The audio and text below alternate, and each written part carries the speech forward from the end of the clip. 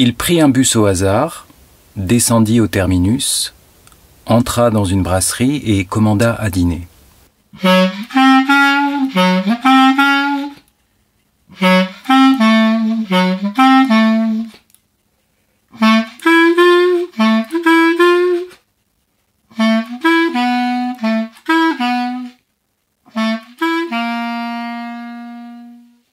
La revue Rue Saint-Ambroise et l'association Rue du Conservatoire vous proposent Aller-retour de Peggy Lafargue, lecteur Jean-Noël Dahan, musique Charlie Nelson.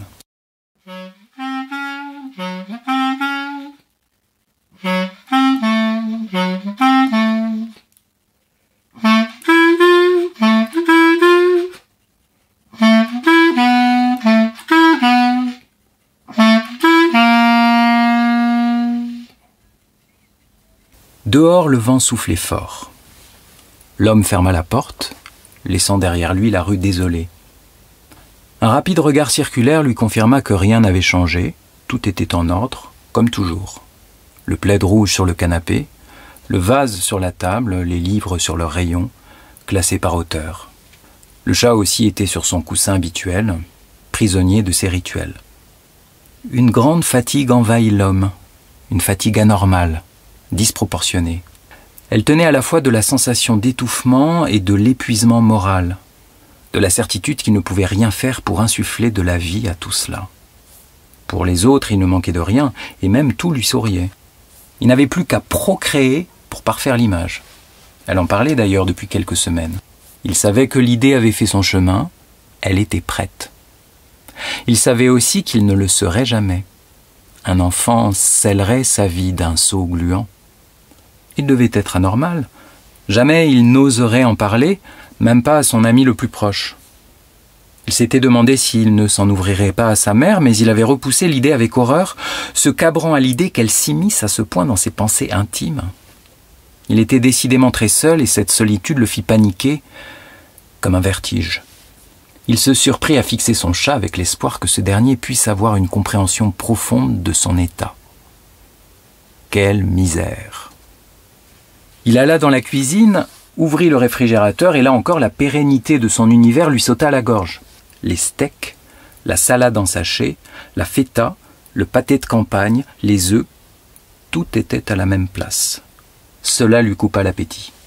Alors il alla dans la salle de bain dans l'espoir de se détendre grâce à un bain chaud. Mais la vue de l'éternel savon liquide au gingembre, des brosses à dents mauve et jaune, du tapis de bain qui séchait, lui leva le cœur. Il n'y avait pas d'issue.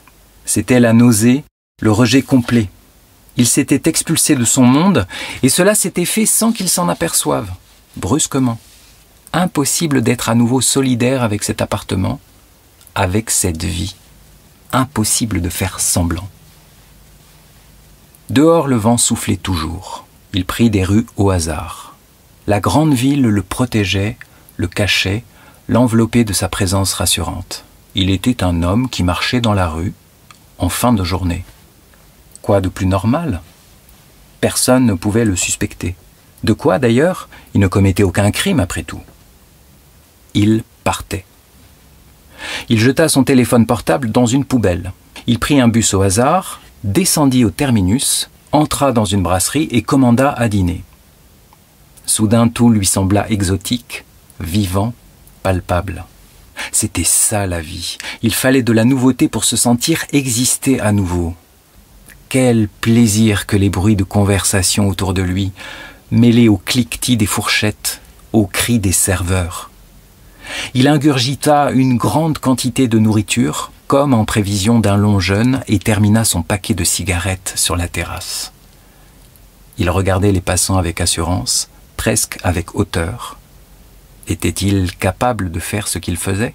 Avait-il idée, ces gens-là, de sa richesse intérieure? Il quitta la brasserie et marcha longtemps. Il était heureux, plus heureux que jamais. Sa vie avec elle semblait loin derrière. Il vit un banc entouré d'arbres et s'y assit. C'était reposant, le quartier était paisible et quelques oiseaux chantaient encore avant la nuit noire. Il pensa avec joie qu'il ne rentrerait plus jamais dans l'appartement, qu'il n'aurait plus jamais à remettre le plaid sur le canapé avant d'aller dormir, qu'à présent il se nourrirait aux heures qui lui convenaient, qu'il se laverait avec un savon de Marseille. Quelle petite vie il avait vécue! Le sentiment de liberté qu'il habitait à cet instant était d'une intensité et d'une nouveauté qui le plongeait dans un ravissement indescriptible. Comment avait-il pu vivre autrement jusque-là? Comment et pourquoi accepter autre chose que cela? L'entière liberté, la solitude salvatrice, la jouissance permanente. Il fallait redevenir un homme, laisser derrière soi la vieille peau de compromis. Il décida d'aller au cinéma. Il travaillait tôt le lendemain et alors, il choisit un grand complexe, un de ces lieux où l'on trouve à voir et à consommer. Il entra dans une salle qui jouait un film d'action pour grand public car il avait besoin de bruit, de cascades, de grands sentiments faciles, de bons et de méchants. Il s'assit à côté d'une femme seule. Il fut certain, à la seconde où il s'installait, qu'elle était sensible à sa présence. Il le devina grâce à un imperceptible mouvement de son corps, à une tension omniprésente. Cela fit qu'il n'arriva pas à suivre le film. Il ne pensait qu'à la manière de créer un contact. Il laissa son avant-bras sur l'accoudoir, tout contre elle, et elle ne se décala pas d'un millimètre. Ceci l'encouragea, mais que faire de plus? Il aurait dû prendre des pop-corn pour lui en proposer. Il bougea le pied dans l'espoir de frôler le sien. Il sentit quelque chose et cessa tout mouvement, espérant qu'elle fasse plus qu'accepter passivement ce pied, qu'elle l'encourage. Les 2 heures de film furent 2 heures de tension, d'espoir, de sens en alerte. Il avait chaud et ne savait interpréter les fourmillements qu'il ressentait dans le bras, dans le pied droit. Avait-elle imperceptiblement bougé vers lui? Quand la lumière se ralluma, il n'osa pas tout de suite tourner la tête. Son regard se porta sur ses pieds et il découvrit que le droit était en réalité contre le pied du siège de devant, bien loin de celui de sa voisine qui ne tarda pas à se lever et à partir. L'homme se sentit alors à nouveau très fatigué. Il se leva péniblement, sortit du cinéma et s'engouffra dans la bouche de métro la plus proche. Quand il sortit à l'air libre, il prit une grande inspiration qui ne le détendit pas.